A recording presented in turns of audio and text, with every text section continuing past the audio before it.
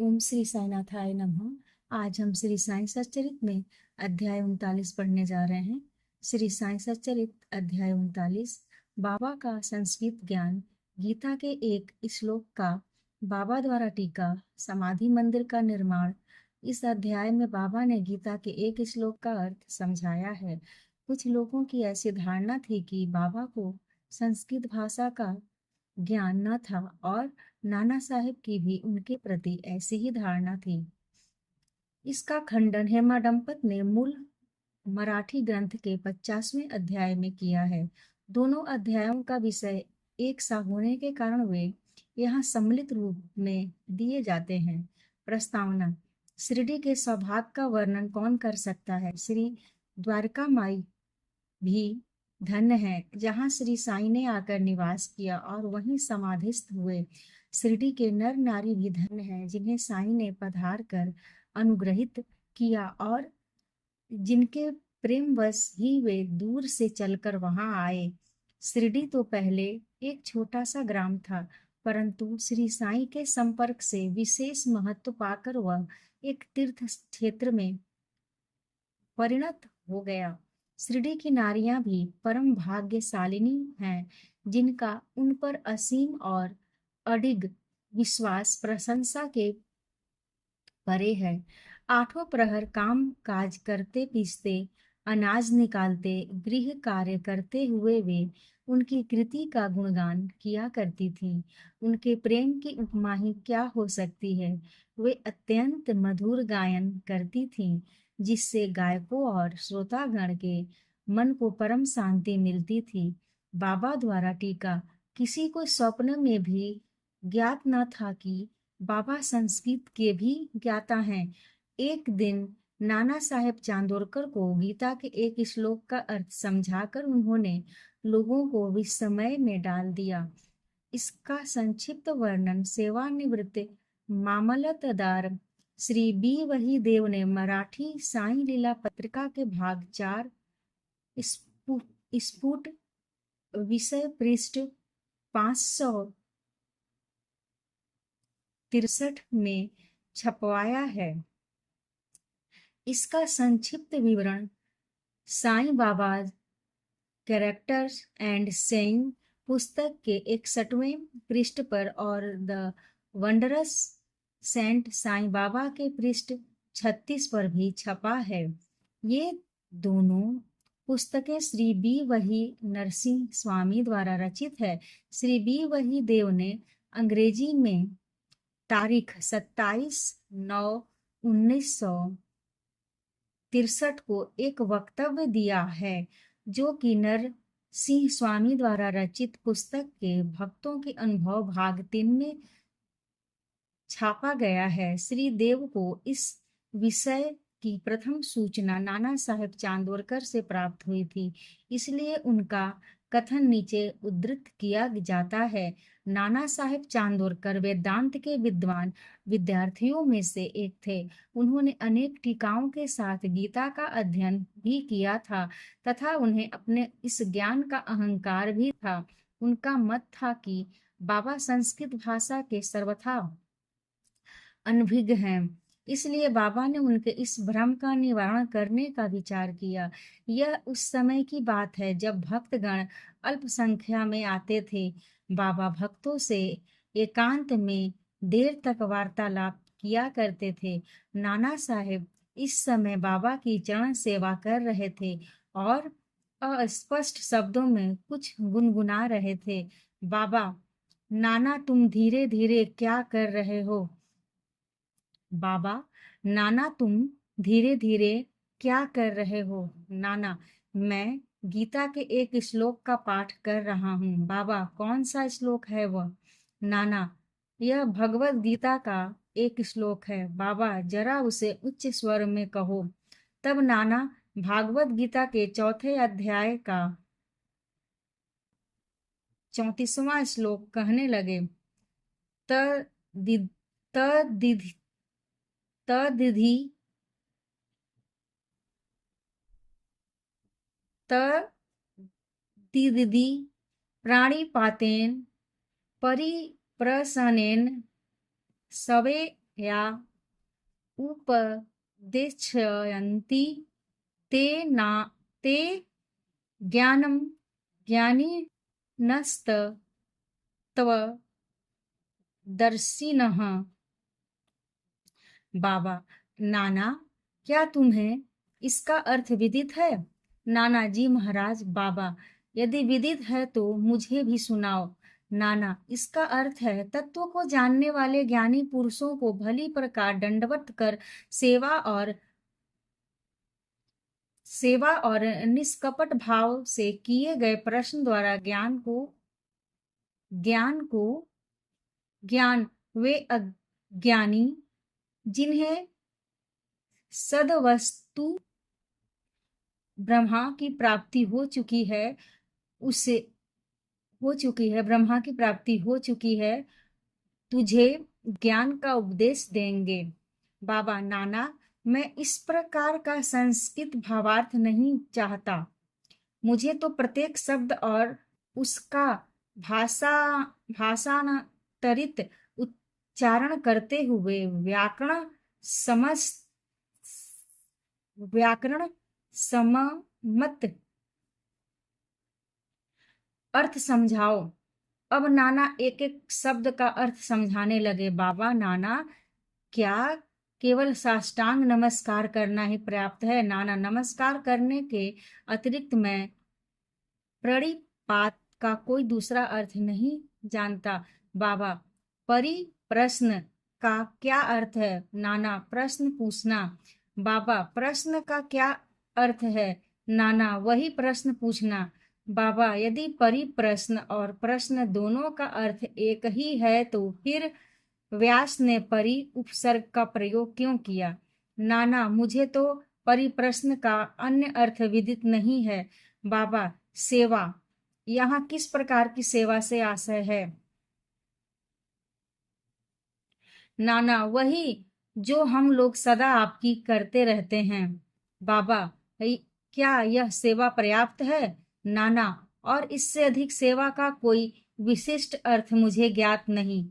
बाबा, दूसरी पंक्ति के उपदेशयन्ति ते ज्ञानम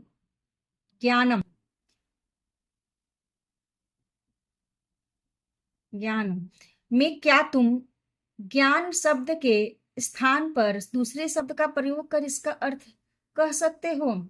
नाना, जी हाँ। बाबा, कौन सा शब्द? अज्ञानम। बाबा, ज्ञान के बजाय उस शब्द को जोड़कर क्या इस श्लोक का अर्थ निकलता है? नाना जी, नहीं। शंकर भाष्य में इस प्रकार की कोई व्याख्या नहीं है। बाबा, नहीं है तो क्या हुआ? यदि अज्ञान शब्द के प्रयोग से कोई उत्तम अर्थ निकल सकता है तो उसमें क्या आपत्ति है? नाना, मैं नहीं जानता कि उसमें अज्ञान शब्द का किस प्रकार प्रयोग होगा। बाबा, कृष्ण ने अर्जुन को क्यों ज्ञानियों या तत्वदर्शियों को नमस्कार करने, उनसे प्रश्न पूछने और सेवा करने का उपदेश किया था? क्या स्वयं कृष्ण तत्वदर्शी नहीं थे? वस्तुतः स्वयं ज्ञान स्वरूप। नाना, जी हाँ, वे ज्ञानावतार थे, परंतु मुझे यह समझ में नहीं आता कि उन्होंने अर्जुन से अन्य ज्ञानियों के लिए क्यों कहा। बाबा, क्या तुम्हारी समझ में नहीं आया? नाना, बाबा, क्या तुम्हारी समझ में नहीं आया? अब नाना हस्तप्रभ हो गए, उनका घमंड चूर हो चुका था। तब बाबा स्वयं इस प्रकार अर्थ समझाने लगे। पहला, ज्ञानियों को केवल साष्टांग नमस्कार करना पर्याप्त नहीं, हमें सद्गुरु के प्रति अनन्य भाव से शरणागत होना चाहिए। दूसरा, केवल प्रश्न पूछना पर्याप्त नहीं, किसी कुप्रवृत्ति या पाखंड या वाक्य जाल में फंसने या कोई त्रुटि निकालने की भावना से प्रेरित होकर प्रश्न नहीं करना चाहिए, वरन प्रश्न उत्सुकता पूर्वक केवल मोक्ष या आध्यात्मिक पथ पर उन्नति प्राप्त करने की भावना से ही प्रेरित होकर करना चाहिए। तीसरा, मैं तो सेवा करने या अस्वीकार करने में पूर्ण स्वतंत्र हूँ। जो ऐसी भावना से कार्य करता है वह सेवा नहीं कही जा सकती। उसे अनुभव करना चाहिए कि मुझे अपने शरीर पर कोई अधिकार नहीं है, इस शरीर पर तो गुरु का ही अधिकार है और केवल उनकी सेवा के निमित्त ही वह विद्यमान है। इस प्रकार आचरण करने से तुम्हें सद्गुरु द्वारा ज्ञान की प्राप्ति हो जाएगी, जैसा कि पूर्व श्लोक में बताया गया है। बाबा नाना को यह समझ में नहीं आ सका कि गुरु किस प्रकार अज्ञान की शिक्षा देते हैं। बाबा ज्ञान का उपदेश कैसा, अर्थात भविष्य में ज्ञान प्राप्त होने वाली आत्मानुभूति की शिक्षा, अज्ञान का नाश करना ज्ञान है। गीता के श्लोक 19 से 66 पर ज्ञानेश्वरी भाष्य की ओवी 1396 में इस प्रकार का वर्णन है। हे अर्जुन, यदि तुम्हारी निद्रा और स्वप्न भंग हो तब तुम स्वयं हो, वह इसी प्रकार है। गीता के अध्याय 5 से 16 के आगे टीका में लिखा है, क्या ज्ञान में अज्ञान नष्ट करने के अतिरिक्त कोई और भेद भी है? अंधकार नष्ट करने का अर्थ प्रकाश है। जब हम दैत्य नष्ट करने की चर्चा करते हैं तो हम अदैत्य की बात करते हैं। जब हम अंधकार नष्ट करने की बात करते हैं तो उसका अर्थ है कि प्रकाश की बात करते हैं। यदि हम अदैत्य की स्थिति का अनुभव करना चाहते हैं तो हमें दैत्य की भावना नष्ट करनी चाहिए। यह अदैत्य स्थिति प्राप्त होने का लक्षण है। दैत्य में रहकर अदैत्य की चर्चा कौन कर सकता है? जब तक वैसी स्थिति प्राप्त न हो तब क्या उसका कोई अनुभव कर सकता है?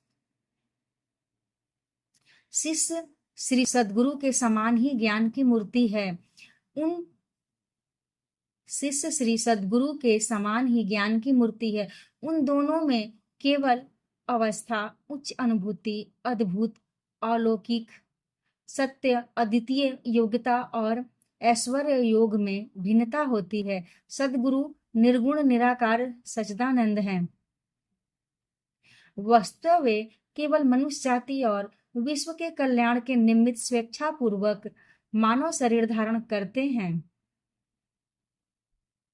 परंतु नर देह धारण करने पर भी उनकी सत्ता की अनंतता में कोई बाधा उपस्थित नहीं होती। उनकी आत्मा पर लब्धि, लाभ, दैविक शक्ति और ज्ञान सदा एक से रहते हैं। शिष्य का भी तो यथार्थ में वही स्वरूप है, परंतु अनगिनत जन्मों के कारण उसे अज्ञान उत्पन्न हो जाता है और उसी के वशीभूत होकर उसे भ्रम हो जाता है तथा अपने शुद्ध चैतन्य स्वरूप की विस्मृति हो जाती है। गीता का अध्याय 5 देखो। अज्ञाने नावृतं ज्ञानम ने मुहनिति जनतवः। जैसा कि वहां बतलाया गया है, उसे भ्रम हो जाता है कि मैं जीव हूँ, एक प्राणी हूँ, दुर्बल और असहाय हूँ। गुरु इस अज्ञान रूपी जड़ को काट कर फेंक देता है और इसलिए उसे उपदेश करना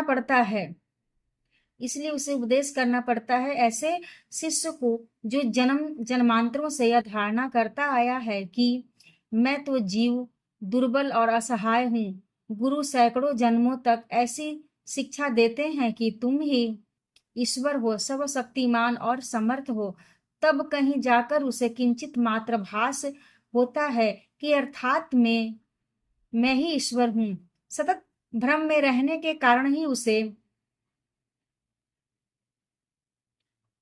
ऐसा भास होता है कि मैं शरीर हूँ, एक जीव हूँ तथा ईश्वर और यह विश्व मुझसे एक भिन्न वस्तु है। यह तो मैं शरीर हूँ, एक जीव हूँ तथा ईश्वर और अन्य विश्व मुझसे एक भिन्न वस्तु है, यह तो केवल एक भ्रम मात्र है जो अनेक जन्म धारण करने के कारण उत्पन्न हो गया है। जो अनेक जन्म धारण करने के कारण उत्पन्न हो गया है। कर्मानुसार प्रत्येक प्राणी की सुख दुख की प्राप्ति होती है। इस भ्रम, इस त्रुटि और इस अज्ञान की जड़ को नष्ट करने के लिए हमें स्वयं अपने से प्रश्न करना चाहिए कि यह अज्ञान कैसे पैदा हो गया, वह अज्ञान कहाँ है, और इस त्रुटि का दिग्दर्शन कराने को ही उपदेश कहते हैं। अज्ञान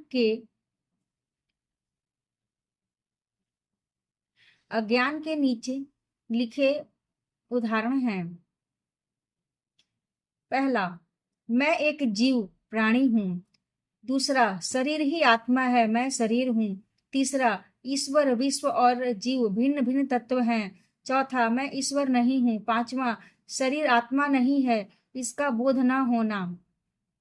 छठा, इसका ज्ञान न होना कि ईश्वर, विश्व और जीव एक ही है। जब तक इन त्रुटियों का उसे दिग्दर्शन नहीं कराया जाता, तब तक शिष्य को यह कभी अनुभव नहीं हो सकता कि ईश्वर, जीव और शरीर क्या है, उनमें क्या अन्योन्याश्रित संबंध है तथा वे परस्पर भिन्न हैं या अभिन्न हैं अथवा एक ही हैं। इस प्रकार की शिक्षा देना और भ्रम को दूर करना ही अज्ञान का ज्ञानोपदेश कहलाता है। अब प्रश्न यह है कि जीव को स्वयं ज्ञान मूर्ति है, उसे ज्ञान की क्या आवश्यकता है? उपदेश का हेतु तो केवल त्रुटि को उसकी दृष्टि में लाकर अज्ञान को नष्ट करना है। बाबा ने आगे कहा, पहला प्रणिपात का अर्थ है शरणागति। दूसरा, शरणागत होना चाहिए तन मन धन से, अर्थात अनन्य भाव से। तीसरा, कृष्ण अन्य ज्ञानियों की ओर क्यों संकेत करते हैं? सद्भक्त के लिए तो प्रत्येक तत्व वासुदेव है। भागवत गीता 1:7 से 19, अर्थात कोई भी गुरु अपने भक्त के लिए कृष्ण है और गुरु शिष्य को वासुदेव मानता है, और कृष्ण इन दोनों को अपने प्राण और आत्मा। भागवत गीता अध्याय 7 से 18 पर ज्ञानदेव की टीका। चूंकि श्री कृष्ण को विदित था कि ऐसे अनेक भक्त और गुरु विद्यमान हैं, इसलिए उनका महत्व बढ़ाने के लिए ही श्री कृष्ण ने अर्जुन से ऐसा उल्लेख किया। समाधि मंदिर का निर्माण, बाबा जो कुछ करना चाहते थे उसकी चर्चा वे कभी नहीं करते थे। प्रत्युत आसपास ऐसा वातावरण और परिस्थिति का निर्माण कर देते थे कि लोगों को बाद में उनका निश्चित परिणाम देखकर बड़ा अचंभा होता था। समाधि मंदिर इस विषय का उदाहरण है। नागपुर के प्रसिद्ध लक्षाधिपति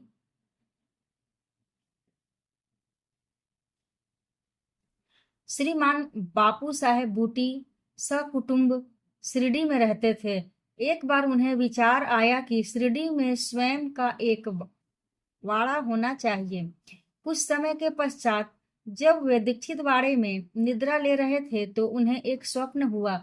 बाबा ने स्वप्न में आकर उनसे कहा कि तुम अपना एक वाड़ा और एक मंदिर बनवाओ।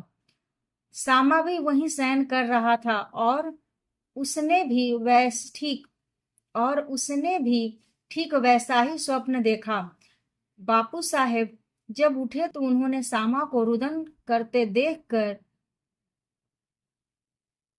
उससे रोने का कारण पूछा। तब सामा कहने लगा, अभी अभी मुझे एक स्वप्न आया था कि बाबा मेरे बिल्कुल समीप आए और स्पष्ट शब्दों में कहने लगे कि मंदिर के साथ वाड़ा बनवाओ, मैं समस्त भक्तों की इच्छाएं पूर्ण करूंगा। बाबा के मधुर और प्रेम पूर्ण शब्द सुनकर मेरा प्रेम उमड़ पड़ा तथा गला रुंध गया और मेरी आंखों से अश्रुओं की धारा बहने लगी, इसलिए मैं जोर से रोने लगा। बापू साहेब बूटी को आश्चर्य हुआ कि दोनों के स्वप्न एक से ही हैं।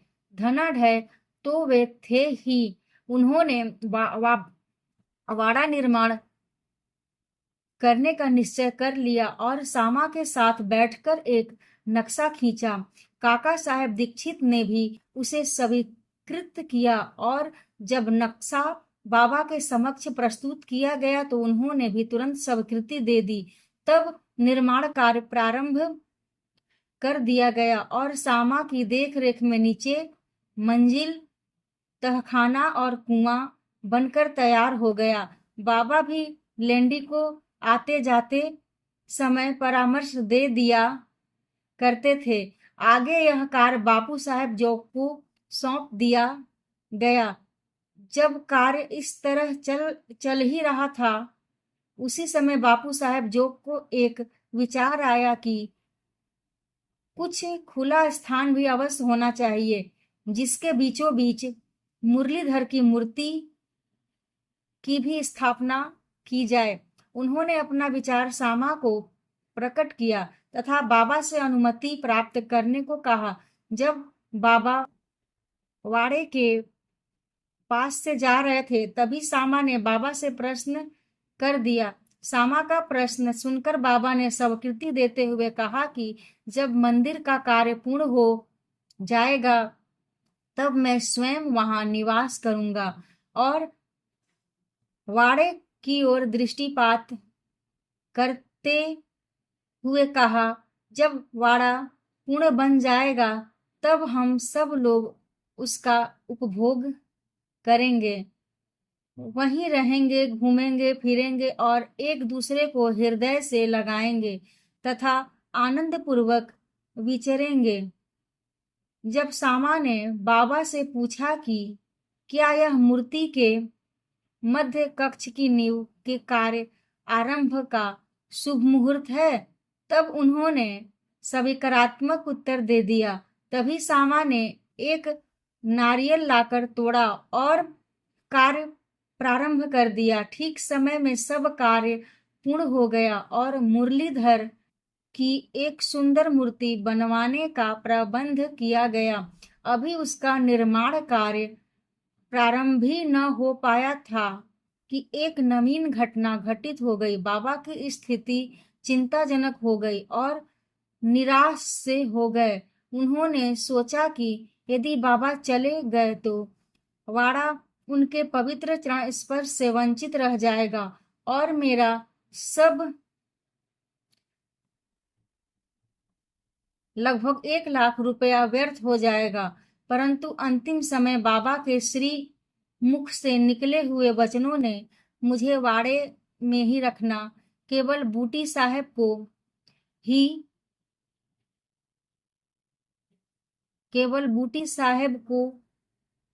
ही सांत्वना नहीं पहुंचाई, वरन अन्य लोगों को भी शांति प्रदान की। कुछ समय के पश्चात बाबा का पवित्र शरीर मुरलीधर की मूर्ति के स्थान पर रख दिया गया। बाबा स्वयं मुरलीधर बन गए और वाड़ा साईं बाबा का समाधि मंदिर उनकी अगाध लीलाओं की था कोई न पा सका। श्री बापू साहेब बूटी धन्य हैं, जिनके वाड़े में बाबा का दिव्य और पवित्र पार्थिव शरीर अब विश्राम कर रहा है। श्री सद्गुरु साईनाथार्पणमस्तु। शुभम भवतु। ओम साई राम।